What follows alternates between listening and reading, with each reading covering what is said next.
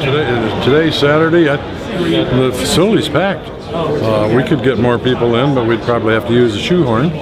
We got the deer scattered nicely, so it keeps people flowing, relieves some of the pressure, and we've learned, of course, now that we've got the show set up and running, what we can do next year to tweak it to maybe get a few more exhibitors in or whatnot. But the seminars are well attended, and this lower level is just great. We got some exhibitors, we got all the deer heads, the locked antlers, and the seminars, and the Tech Info Center.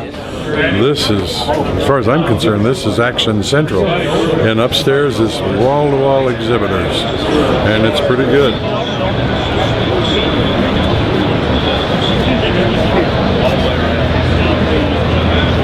Seatbelt there. How you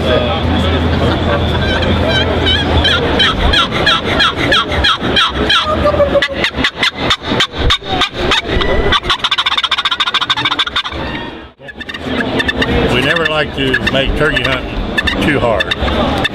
Make the right call at the right time. For the first year here, we're really, really happy. Of course, it's not the first year. We're back after about a 15-year absence. Glad to be back.